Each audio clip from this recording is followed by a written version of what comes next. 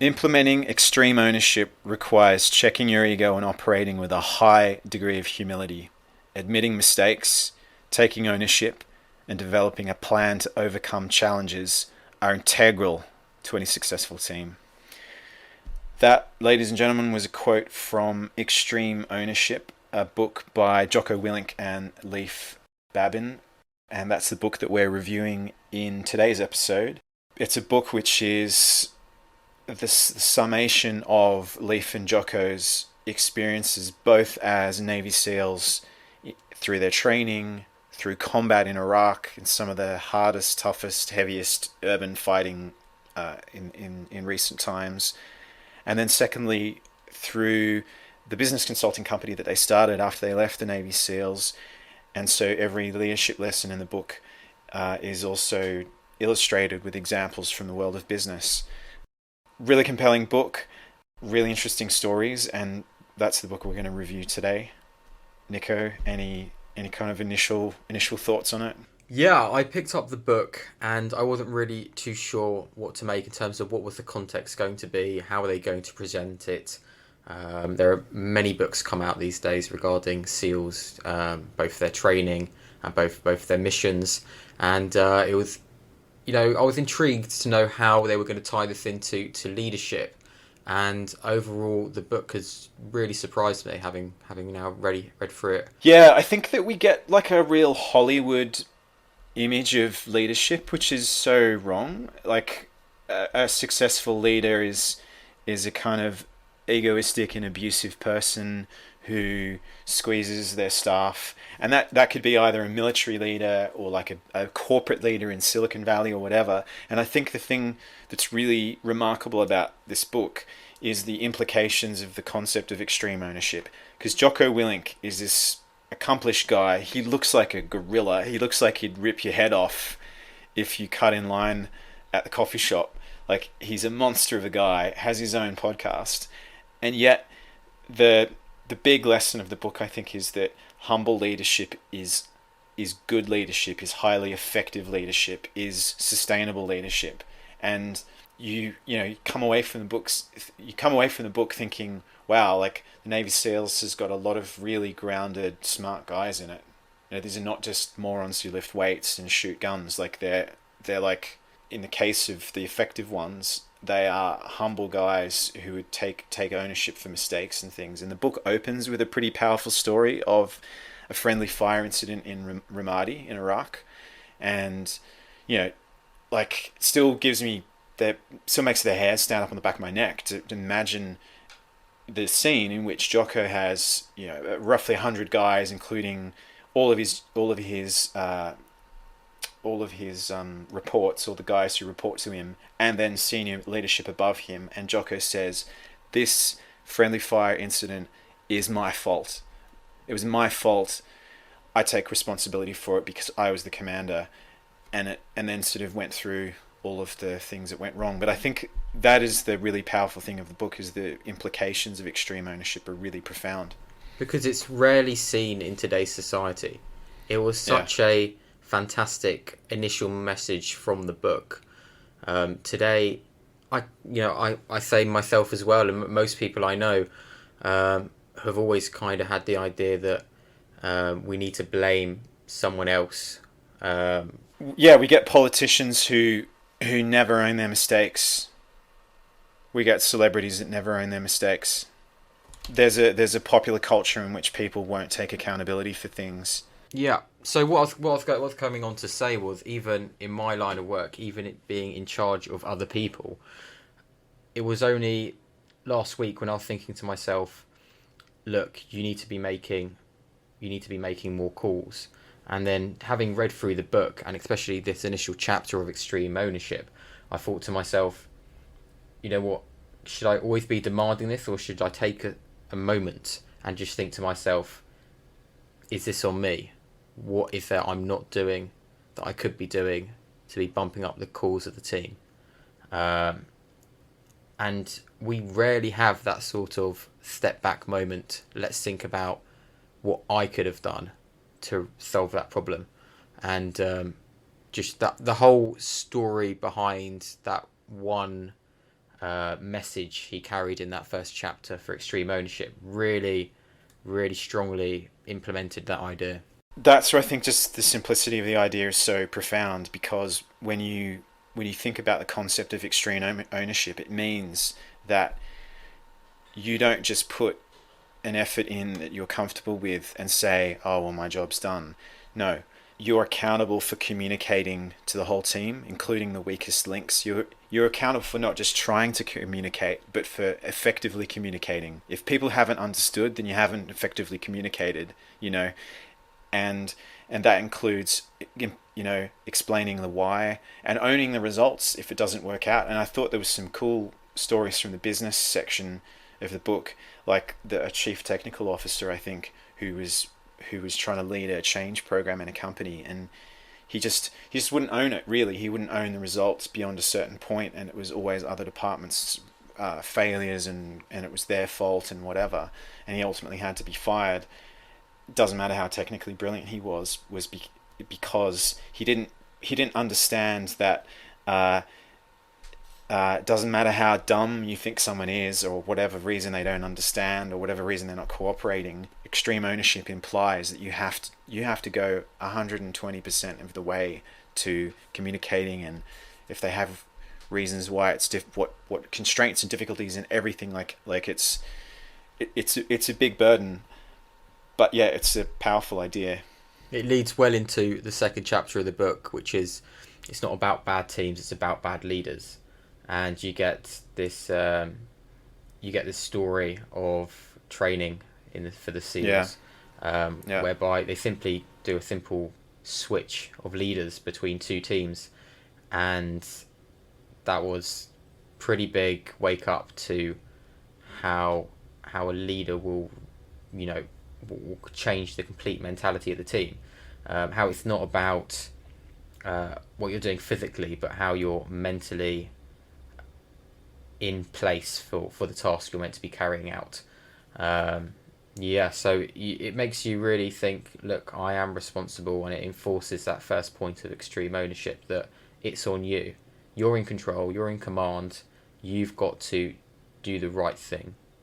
Yeah, and there's, it's interesting that there's examples of it from military history, like in the various Roman civil wars. You had Roman legionaries on both sides who'd gone through the same training system and had the same weapons and the same shields and armor and everything, but you had Caesar leading them, or Pompey, or another general who won the battle because their leadership was superior. All of the other elements were more or less equal, right? Because the Roman soldiers on both sides weren't any different. And I think another good example is the English Civil War, in which the parliamentarian side instituted meritocracy. It was the beginnings of the British Army, and before that period, and after that period actually, you could buy army commissions. So you could say, I want to be a colonel of a cavalry regiment, and just buy it. And it was in that period in which the royal forces lost, the king lost the war. Part of the reason for it was the parliamentarians had a meritocratic system, and that's how Oliver Cromwell became so powerful, was because he was a phenomenally good cavalry leader, but he also created a culture inside the parliamentarian army which promoted meritocracy. And so as a result, the troops were disciplined, they kept on target, all of the troop leaders and so on were there because they were competent. So it created a culture of success. I think that's the other thing that is profound about the idea, is that if people see the guy at the top really embodies extreme ownership, then they will take it on too, because they feel backed up, they feel loyal, they feel motivated, and it's like a ripple effect in terms of change. And that's where the boat story is a good one, right? Where, as you said, they change the team leader of a boat exercise in Buds, and the last guys become the first guys because it's the leader who made the impact, had the impact. So and that exactly, and that leads into chapter 3, which is the belief of your team. They have to believe that you believe in extreme ownership, and that not just that you're in charge, but you are capable of carrying out your plans, the exercise for the team. And it does spill over to business as well. If you don't believe in your boss or your manager or whatever the case may be, your CEO, XYZ, it's going to be the same situation. Yeah. And I've been on both sides of the coin, Yeah. at the same business, whereby it's not always the actions they take, but the mentality and morale they enforce into you about the job you're doing, and from that we can succeed, and the lack of it we can fail. Yeah, and I think also the belief chapter was interesting because we often don't think about managing up, and he covers that later in the book too. But I thought with the belief chapter, uh, we've all been in situations where we've been instructed to do something and we haven't really understood the why. And it seemed, well, that doesn't make any sense, and I'm kind of not particularly motivated to do that because I don't understand the why. And so I think some good points from that where Jocko and Leif managed up by approaching their commander and saying, are we missing something? We don't really understand what we're doing here. And I think, I don't know if it was this particular chapter, but it's still a good example where they were really frustrated working with Iraqi soldiers because they were often poorly educated, illiterate, not motivated, had crap equipment, and didn't follow instructions and so on. And so the SEALs are the complete opposite of that right there. Incredibly motivated, self-sufficient soldiers, extremely professional. And so they were really getting very frustrated with this. And Jocko spoke to his commander, who explained that, when we just can't stay in Iraq for hundreds of years, we have to have an exit plan, and the exit plan has to be for however difficult it is, increasing the capacity of the Iraqi forces. And so with that strategic mission falling into place, the whole team was like, okay, it's a necessary evil to try to build up and mentor the Iraqi troops and commanders, because otherwise our grandkids going to still be fighting here. So that why changed everything for the mission, I think. So, why is such an important word. Yeah. If we think about growing up throughout our whole lives, we're always asking why. From a young age, asking our parents why, we should do this or why we should do that, to, going through school and being told the math equation or asking why does that work, going all the way up into working life and, the military as the example you just gave. Yeah.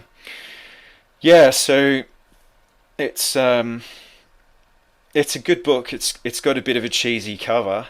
It looks like a bit of a, it's got the Navy SEAL trident and what have you, but it's certainly a thoughtful, well-written book. I don't think it's got fluff and waffle. The examples really stay with you. I first read it a year ago, and I can still, clearly remember some of the examples. And, you realize that, I suppose some takeaways from it are, you realize that good leadership can be definitely taught. That in fact, it does need to be taught because naturally we tend to have human tendencies that probably lead to bad leadership, like where we zone in on the details and we don't step back and look at the bigger picture. We tend to be egoistic, and we tend not to take ownership and responsibility for things. We tend to be lazy. We tend to pass blame onto other people. These are all sort of the natural state of people, I think. And so that's why good leadership takes work, but it is also, 11 or 12 key lessons which you can take on board, and you don't just have to magically have a leadership gene in order to be a good one, I think. Yeah, I think it's definitely something that can be learnt. I think to an extent, it's a situation you're put into, and a lot of the time people are forced to lead, and the natural leader will take the role of leader. But as you said, I definitely think it's a trait that can be learnt. Yeah, one thing I thought was interesting is that, apart from educating people on how to be a better leader, this book probably educates people on how to identify good leaders too, so that you can be a more educated employee, you can be a more educated follower in any sort of situation, because I think sometimes narcissistic people can be very charismatic and charming and quite flashy and whatever, and they grasp people's attention, but good leaders often kind of look ordinary, and they're not as grandiose, and they're humble, and so that if you're an uneducated person about good leaders, that person can look unimpressive because they sit down with their team and they say, hey, here's what I want to achieve. Can you come up with a plan for me? Or are open to feedback. Are going to take the trash out of the office. Like that guy in the book, the platoon commander who sweeps the office and takes the trash out, and the other guys the guys under him in the unit are kind of embarrassed that he's doing it. He's just like totally humble about doing it, and they start doing it so that he doesn't have to. So yeah, it was just something that struck me, because I think, unfortunately, politics these days, the 24-hour news cycle and everything, it rewards big narcissistic people, and we have to see through that to see actually how people lead. So I thought that was another interesting aspect of the book. It makes us more educated as followers as well. Yeah, I think without going into all the detail and all the other chapters, all of the principles, you can definitely associate with leadership. I think a lot of them you'll be good at. Most people will be good at some of these aspects, and a lot of them we don't even realise are part of leadership, and we don't tend to push towards. So I think it's on an individual basis what you'll pick up from the book in terms of what you already do well, what will concrete that, and new aspects of leadership that you can definitely pick up on and improve. Yeah, I think it's a good antidote to victim culture as well, which is fashionable and has been fashionable for a while.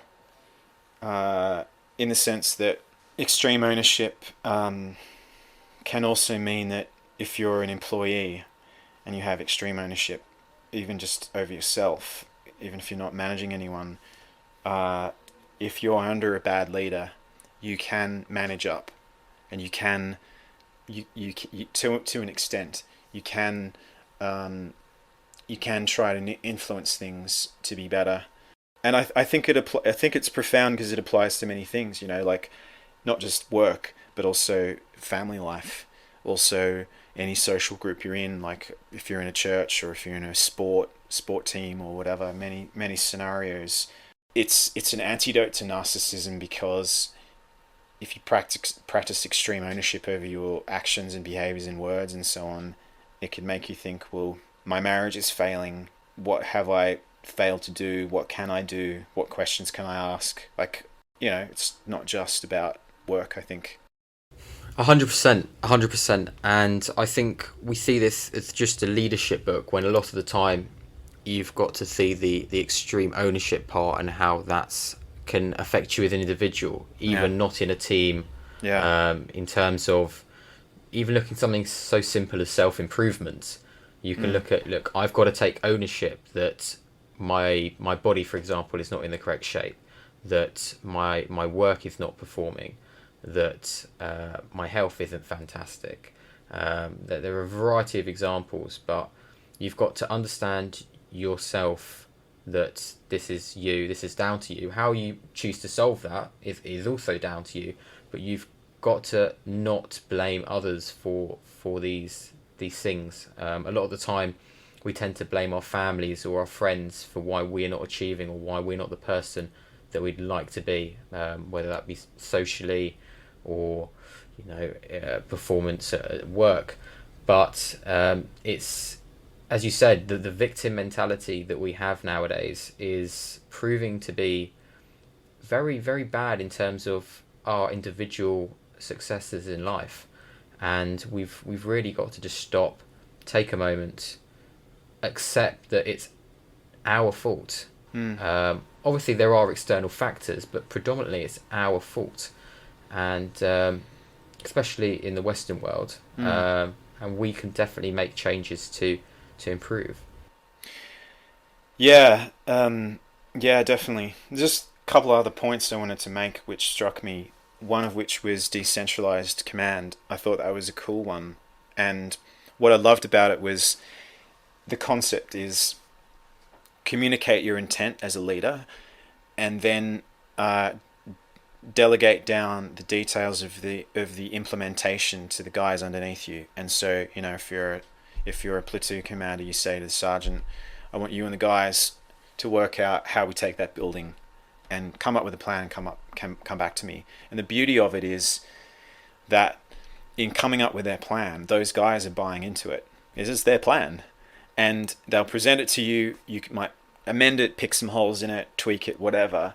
But then when the plan, because they came up with it, and it's brilliant. It's so brilliant, and so I thought that was a profound thing. And I've seen other speeches and so on. I saw one by a submarine commander along the same lines of how he went about changing the leadership in his U.S. Navy submarine along the same lines of, I'm just one captain. I want 135 guys on my submarine to think like a captain. And so he said, let me see how long I can run the submarine without issuing commands. Because in the submarine, it's like in the movies where, rudder right 4 degrees, aye, rudder right 4 degrees, like it's like the guys are like robots carrying out instructions, and he didn't want that. He wanted to delegate down the thinking so that he could think more at a strategic and intent level. So he got 135 guys thinking about where the ship was, why was it here, why was it going there, could it dive, all of these things. And as a result, they were more motivated, more bought in. Just before I finish, there's one other example of decentralized command that I thought was quite cool, and it wasn't in the book, but it's certainly an example of it. And that's the Battle of Midway, which was, if the Battle of Stalingrad was the battle that won the war against the Nazi Germany in the European theatre, the Battle of Midway was the naval battle against the Japanese that turned the war against the Japanese. It was an absolutely pivotal battle. They'd sent this enormous task force to basically take Hawaii. And amongst many other reasons, one of the reasons why the US Navy won, I mean, it's a gigantic naval battle. I think they both had 4 or 5 aircraft carriers on either side. It was huge. One of the reasons the US Navy won was because they had decentralized command, and that every petty officer could immediately make a decision to repair the hull of the ship on the spot. Pretty good if the hull's got a hole in it and there's a lot of water coming in. And the Japanese did not have that same delegated decentralized command, and so they often had to have higher up officers approve that the teams would do something. But by that stage, the situation has got so bad that it's probably not recoverable, and it's one of the reasons why the Japanese lost the battle. Just that simple leadership principle, and I can think of business examples too. So, well, yeah, exactly. I think it's the lack of intelligence and more so the lack of information, whereby a lot of the time you're in a role, or whether that be in the workplace or whatever situation, whereby if you haven't been in it a long time and you don't actually know what you're doing and you don't know the information, then you're not going to be in a situation where, like in your example, you can fix the hull. You're going to be in a situation where you're scrambling around, not knowing what to do, and without taking orders, you're not going to exercise anything. So, as you said, being able to pass this information down onto your juniors is great, because you as a man, you cannot accomplish everything on your own. You may have all the information stored up there and you may be able to carry everything out, but you just don't have the time and then the resources. By passing this information on down the line, a lot more will get done in the team. Yeah, and I think it's probably a challenge for leaders, because it gives responsibility, and it implies trust with the people who are under you. And I think it's sort of a funny thing that sometimes in these situations, if you trust the guys under you, then they will come up to that level of trust, whereas if you show that you distrust, then it makes things worse and it spirals out of control. Yeah, that makes Makes sense. Yeah. So Yeah, it is tough. yeah, so I guess kind of taking a critical eye to the book, I would say, um, I just wonder, I wonder how this translates across cultures. Just because obviously Western, especially American culture, is incredibly individualistic, and I think innately people get the idea of full personal responsibility for things. They have a real culture of, self-made people, and I just wonder the extent to which it does it work in highly collectivist, highly group centered societies. I don't know. That'd be an interesting question. Don't have the answer. I think as well. I think as well is that this book focused predominantly on his experience and how it would, affect the workplace. I think a lot of it as well could be focused on other areas of life, and I think that would have given a good background to individuals who aren't currently in a position of leadership. Yeah. You mean as a prep guide for people who may be going to roles of leadership, or Yeah, definitely people who could be going into roles of leadership, and as well people being led, so at least they understand, or could pass on the book even. But overall, it's good to have these understandings, because you never know the situation in life where you're going to have to take that leadership role. There are many situations whereby you're not, as a child, maybe you're not with your parents, or when you're older and you're doing a new activity and something goes wrong, somebody has to take up that position. And a lot of the time you get flustered and you end up in a panic, and you're not calm, collected. And I think a lot of these principles in those situations would really help you to get out of difficult puzzles. yeah, I guess. And he has another book on strategy and tactics, which I guess we'll get to at some stage. But I guess this book is just one piece in the puzzle of leadership as well, because I think it's one thing to be the leader of a SEAL platoon. It's another thing to be the president of the United States, and I mean in the sense that the questions are so high level at that peak of politics and leadership. In as a SEAL platoon leader in Iraq, your job is to secure the city. Your job is to secure that suburb. Your job is to secure that building. But as the president of the United States, you have all these first order questions, which is, I can't focus on 1,000 things in my administration. Where do I even start? What do I care about? What can I do? It's huge, and I guess that's maybe he deals with that a bit in the strategy. But you know what I mean? Like, scale of where you sit in the leadership also must play a role in how you even start, because you think about the president of the United States, and you think realistically he is delegated enormously. He's simply making that final call or that final comment regarding X, Y, and Z.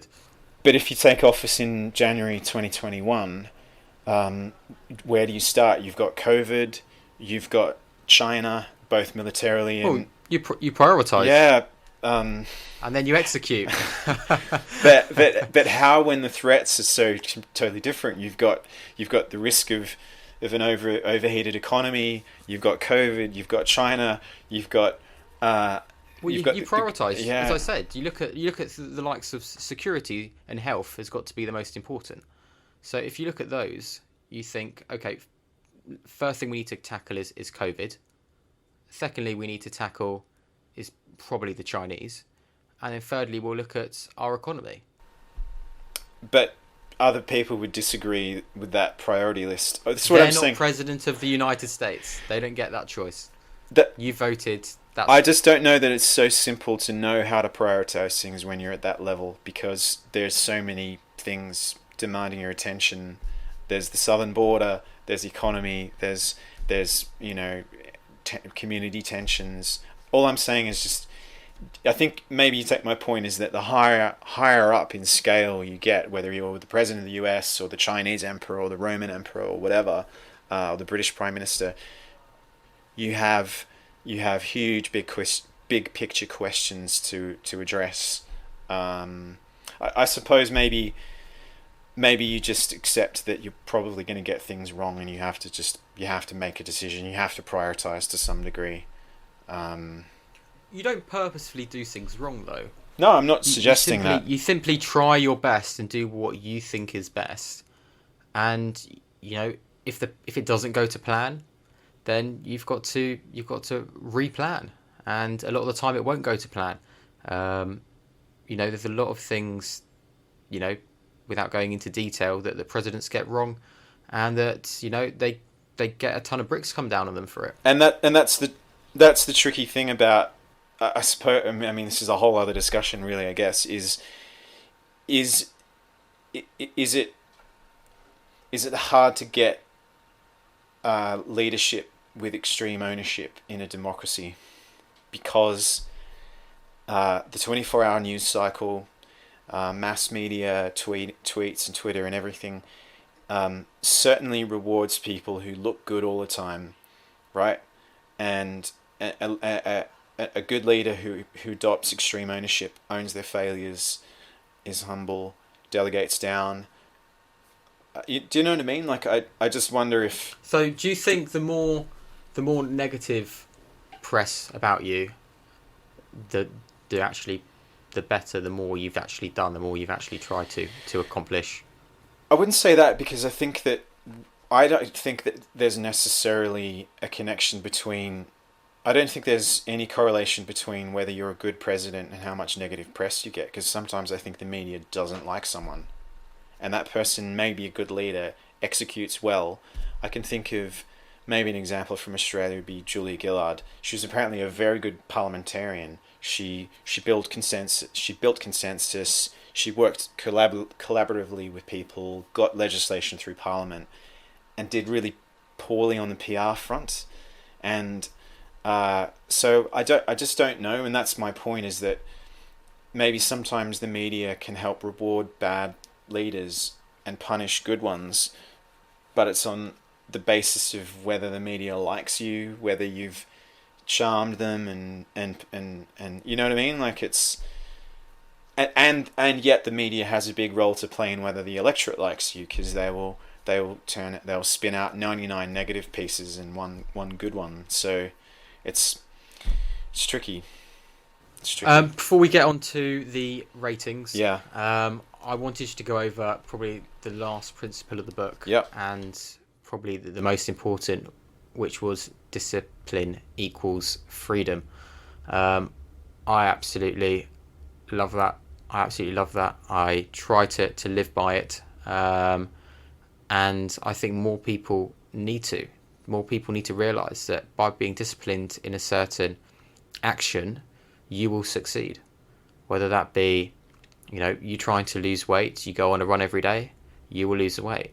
If you just do it, once a week instead of your 5 times a week to lose the weight, you won't lose the weight. It's a very, very simple idea, which people are just finding so tough to do in this world of distractions. Yeah, and there's some old words which don't get used very much, and discipline is one of those words, right?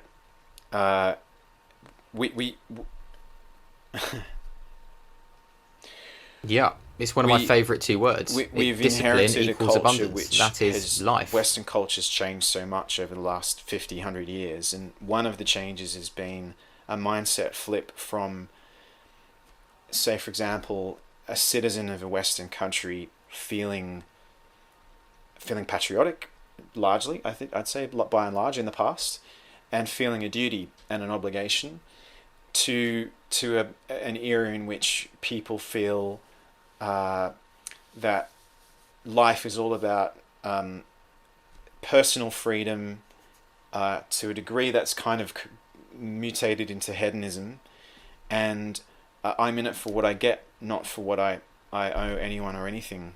And yeah, so I think it's one reason why studying history is so interesting, is because the values we have today are not necessarily a balanced set of values for a happy life. And that's why studying history and reading books like this, I think, are so important, because they help us balance out whatever values are overvalued at our particular point in history, which at the moment really seems to be individuality to the point of ridiculousness, and rights versus obligations, and hedonism over restraint, hedonism over discipline. Certainly. So yeah, I hear you. And anyone who's achieved anything, would agree with that discipline is can't do anything. You can't achieve anything without discipline. Excellent. Let's get to the ratings. Yeah, you want to start? Let's start with how influential was the book? Would it make you, start actioning some of these principles? For me, yeah, definitely. Yep, excellent. Do you have this in your day-to-day life? Are you a leader? Is it something that you can actually implement straight away, or is it something that you feel, even as someone who's being led, you're going to implement into your life? On both fronts for me. And I have already tried to implement, because I read the book last year. Excellent. In terms of information? Yeah, I'd say good information, great examples, memorable examples. Yeah. Ease of read? Super easy to book. So how would you rate it, B? I'd say 5 out of 5. It's one of the best books on leadership I've ever read, I would say. 5 out of 5. That's a very good review. I'll give it the 4.5. I'm very, very reluctant to give books 5, but this was definitely up there. A super easy book to read, full of tons of information that was very well written, and a book that I listened through with ease. There were no points whereby I wanted to take a break or had to stop. It was fantastic to have the stories behind it as well. Yeah, I think it's quite actionable as well. Like, you could certainly, obviously if you have to read it thoughtfully, but if you think, okay, I've put the book down, can this affect what I do in the next conversation I have, like in my next working day, in my next encounter with my family, in my next encounter with my partner, whatever? Yes, 100%. Yeah, I completely agree. I feel that, once again, it's the choice is yours. The information's there. You can definitely action it. It's, do you choose to action it? Yeah. Yeah, I think that's the tough thing with these sorts of books is not just ending the lesson once you've finished, you got to that final page. It's actually implementing, remembering it tomorrow and implementing it, and the next week and next month and over the next year, and coming back to it. So yeah, good book. Excellent. Hope you guys enjoyed it. We'll catch you in a few weeks' time. Catch you in a few weeks' time. Don't forget to find us on Twitter and on Spotify. You can find us on Twitter under Books for Life Podcast. Do let us know if you have any feedback on our episodes, and let us know if there's a book that you'd love us to review. Thanks, and see you soon.